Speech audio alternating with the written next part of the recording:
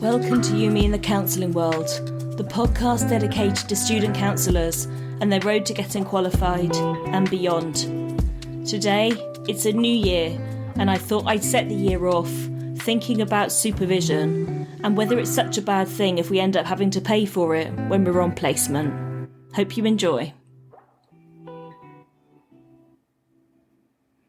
Hello, Happy New Year! It's 2023 and here we are again.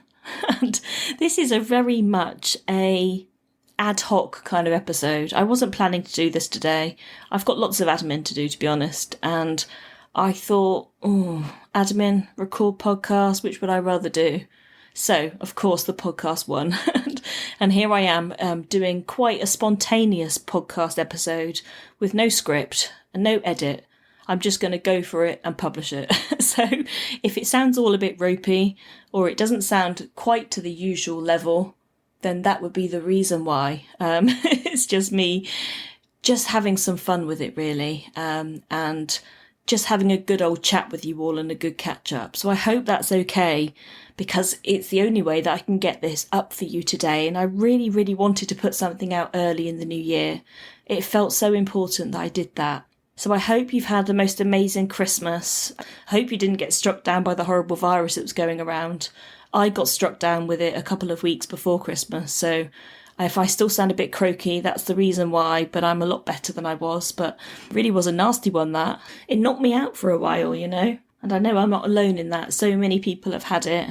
It wasn't a good one, but I'm here and I am ready for the new year. I had some time off over Christmas, which has been really good, and I managed to get as much done as I possibly could before we sort of broke up for Christmas.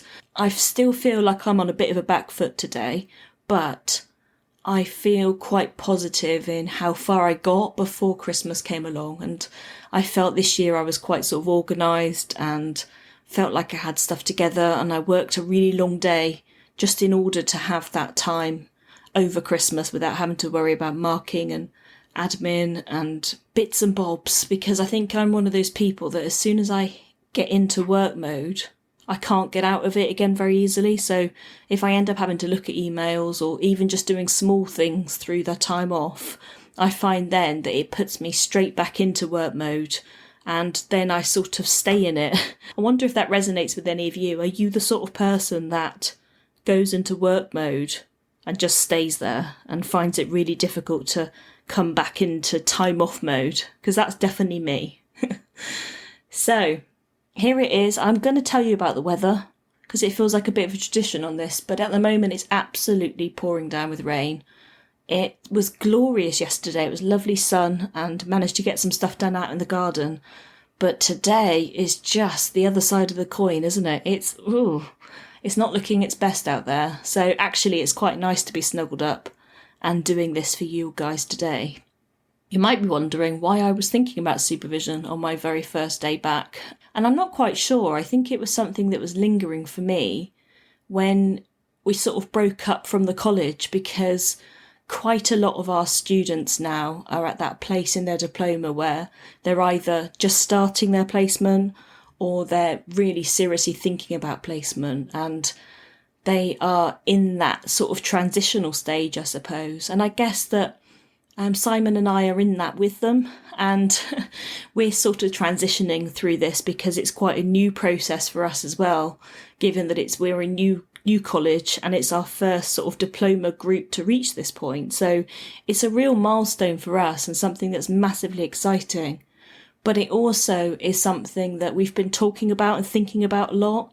And I think that was what was on my mind around supervision. And I thought this would be a really nice episode to just put that out there. The thing that comes to mind for me when I think about supervision on placement, and I'm talking specifically about placement today, because obviously supervision when you have finished your training and you've qualified is a very different thing.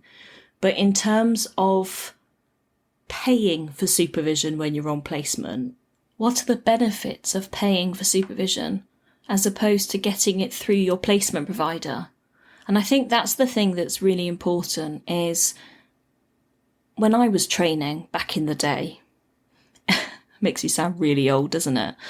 So much in terms of placement there weren't loads of placements available, but the ones that were available often would offer supervision as part of the placement. So you'd receive supervision as part of your work there, and the supervision would be organised and ran by the placement provider themselves.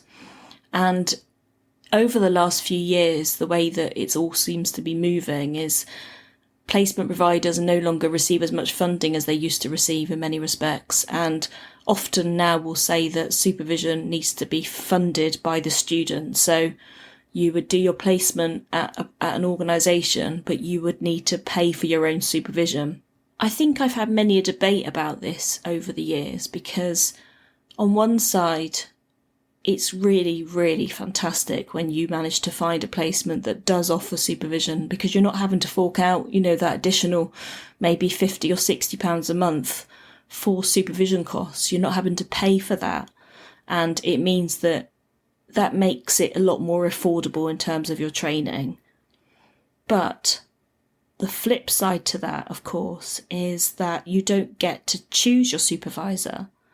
And sometimes there can be some real kind of blurred boundaries in terms of your supervisor perhaps also being your line manager, or your supervisor having sort of very fixed ideas, which makes it very difficult to work with that in supervision. So I thought today I would just spend a few minutes, it's not going to be a long one, but I thought I'd spend a few minutes just talking about supervision and weighing up those kind of pros and cons of having your own supervision as opposed to having a supervisor that is chosen for you and provided for you by the placement. So there are pros and cons to both. And I think that that's really important that we establish that. There's no right or wrong here. It's very much personal choice in many respects. But if you're going out looking for a placement and you're looking for one specifically that offers you supervision included, then it is important to think about why that is. Is that purely a financial thing, or is that something else? And I think that's what I wanted to kind of touch on today. Okay, so let's start by thinking about the benefits to having your supervision through your placement provider.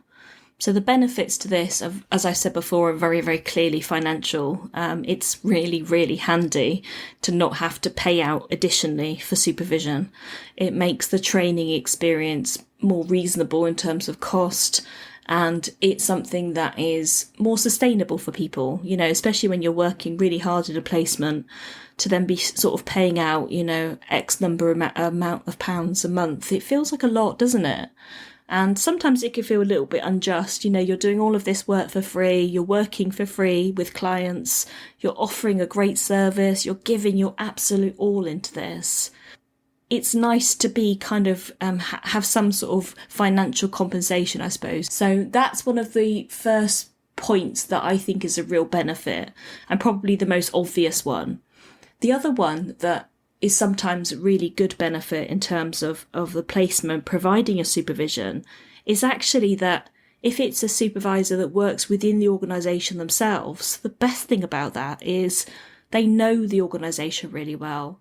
They know the policies, they know the procedures, they know how it works. And I think that can be really interesting, because sometimes when I'm working with my own supervisees, if I'm working with somebody that I don't know the organisation very well, I have to say to them, okay, so we need to look at this within the scope of your placement's terms and conditions, their policies, all of that sort of thing. So you'd need to look at it within the scope of that. But actually, is what we are able to say is that if you're working with a supervisor that knows that already, that could be really helpful and a really positive thing. The other thing about having supervision organised for you is that it actually takes away some of the planning. You know when your supervision is going to be, it will be arranged, it will be sorted and organised. And that can be, again, really, really helpful. It just sort of fits into your diary and you know when it is. And I sometimes think that just taking away some of that admin can be really, really helpful. And of course, you're not having to go out and try and find your own supervision. You're not having to go through the process of searching for somebody and going through adverts and arranging to meet them. So it actually means that it saves you a lot of time. That process takes a lot of time. it creates more of a seamless kind of experience going into placement, I think. That's a few of the benefits of doing it that way. What are the downsides to having your placement provider provide you with supervision? And I think the obvious ones are, what happens if you don't like your supervisor? Or if your supervisor doesn't kind of get you and understand the way that you work? What could that mean? Sometimes people can have really fixed ideas on how we should do something. There's lots of shoulds that come into that. And I'm wondering what that would be like for you if you end up in a situation where your supervisor doesn't kind of get you. They don't really understand you, don't understand the way that you work. That can be really, really challenging. The other downside is, I suppose it comes back to the same point. We don't get to choose who we want. We don't get to go through that process and find somebody that really aligns with us. That can be a real big deal sometimes. We're not able to choose.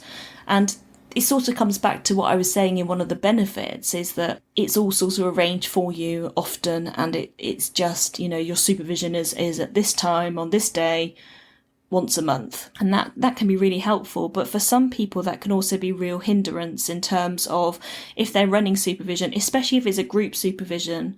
It means that if you've got your sort of day job commitments and you're not able to make it at that time, it can be really tough because you're having to choose between your day job and your supervision. And sometimes it means that you can't utilise the supervision that they're offering, and you end up having to pay anyway and go and get yourself some private supervision. So that's also a factor. So where it can be a benefit, it can also be a minus for some people. The other thing that I think can be really difficult is if you kind of get a bit of a blurred boundary where you find yourself in a situation where your supervisor is also kind of your line manager at the placement. And sometimes that can be really difficult because in an ideal world, you would always want to have a separate line manager to your supervisor. You'd always want them to be separate. But it's not an ideal world, unfortunately, and placement providers are really up against it in terms of finances and resources.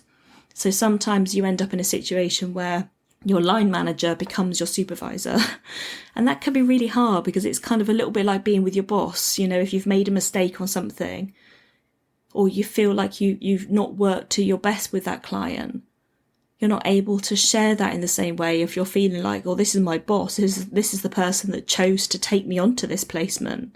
So that can be a really, really difficult boundary to manage. And having supervision that's come in from a very neutral place can feel really, really different. It comes with its benefits, but it also comes with its negatives as well. I think that's what we have to weigh up, isn't it, for ourselves? What is most important for you? And it might be that you hit it off really well with your supervisor, that the supervision they're offering is fantastic, then that's great. It works. And if it's not broke, don't fix it. That works and it's brilliant. But there's just the odd time where it doesn't quite fit properly. And if you find yourself in a situation where you're not getting on with the supervisor that you've been allocated for whatever reason, it is something that needs to be tackled, because supervision is just so crucial for our well-being. It's crucial for our development, it's crucial for our client work, and it's crucial to keep us all safe. And I think that's what's really important here. It is crucial. It's a crucial component to your training.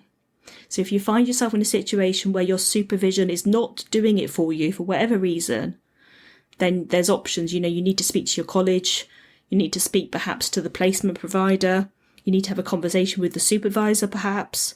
And if you can't resolve that, then I would seriously think about going down the route of also obtaining your own personal supervision that you pay for yourself.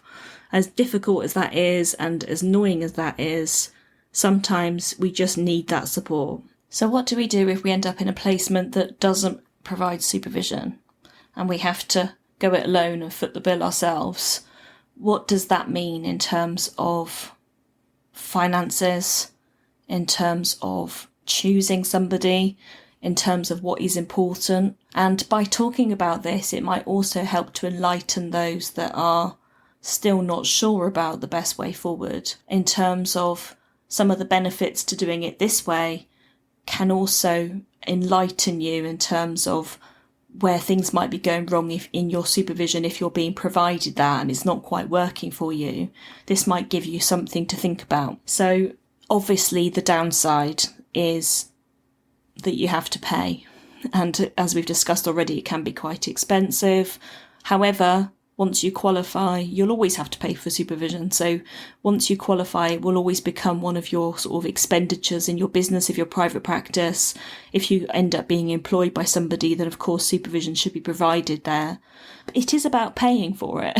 And there's no other way of kind of putting it. And I think that it's actually one of the best investments you'll ever make in terms of your career and your work. If you can find a supervisor that you fully trust, that you feel able to be completely real with, that you feel safe with, that you feel that you can have a bit of a laugh with sometimes, that feels like they get you, then it probably will be money well spent. But that is an obvious downside. The other side of it that's also a bit of a downside, of course, is finding the right supervisor. There's so many choices, and it can be a little bit like looking for a needle in a haystack sometimes. My advice would always be, if you've got chance to speak to people, try and seek out the people that offer a free, no obligation meeting with you, because it is important that you find the right person. And if you feel like you've had to pay for an initial meeting, that can just really skew how we feel sometimes. So try and seek out the people that offer that free of charge, because it's always worthwhile meeting with, a supervisor, maybe 2, maybe 3. It doesn't matter how many you meet with, but you've just got to find the right one for you. So find the person that feels warm. Find the person that feels like they work in a similar way to you. Find the person that works with, if you want to work with children, or you are working with children on your placement, make sure that the supervisor you choose also works with children, because it is different. There's different strands to the work. So try and find people that work in a similar way. And of course, look at logistics. When are they available? Are they available a similar sort of time to you? Can they offer Zoom if needs be? Check with your college whether you can have Zoom supervision. Check with your placement provider. Do they allow you to have Zoom supervision? So check all of that stuff out. But ultimately, it's about finding the right person, and that does take a bit of time and effort, I'm afraid. And it is worth it.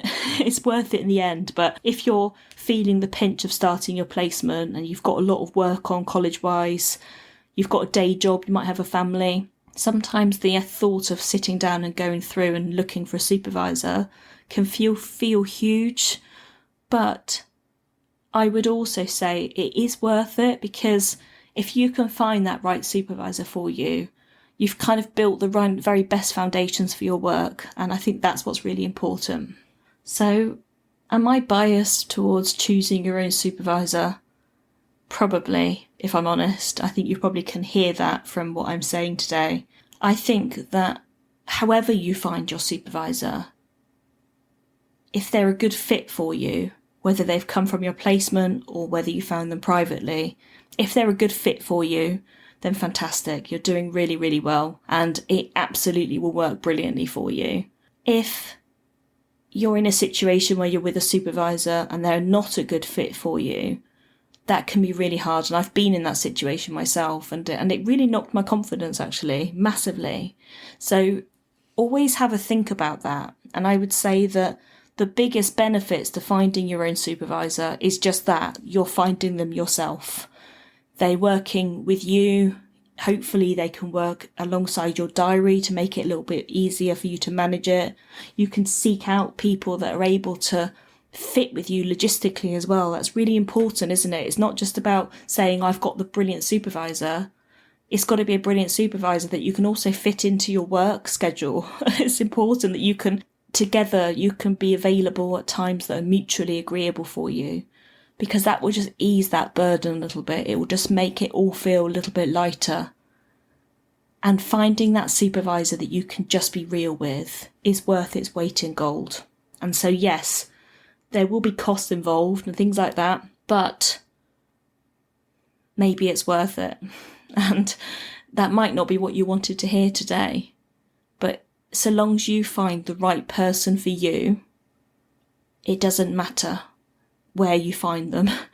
So long as they're qualified to a proper level and they are working correctly with you, following the ethics, and they are good ethical practitioners themselves, then it's about finding the right fit, and that's all that matters. So, I hope this has been helpful to some of you, fingers crossed, for those people that are just starting out on placement or maybe in a bit of a sticky situation in terms of supervision at their placement and finding it a bit difficult. Maybe this will help. And if you find yourself in a situation where you're not getting on well with your supervisor, please do something about it and change, because it's not worth it. It's not worth it to be, for whatever reason. Sometimes it's nothing that either party has done. Sometimes it's just like anything in life, it just doesn't quite click.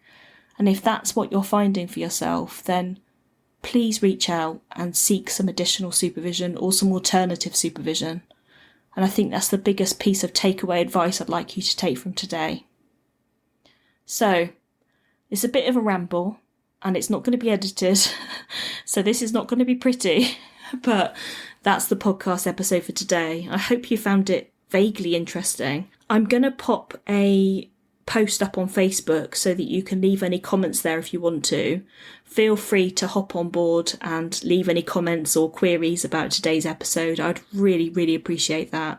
It's so nice to hear from all of you, and I really enjoy it. It makes my day, actually, to hear from you and to have you reach out.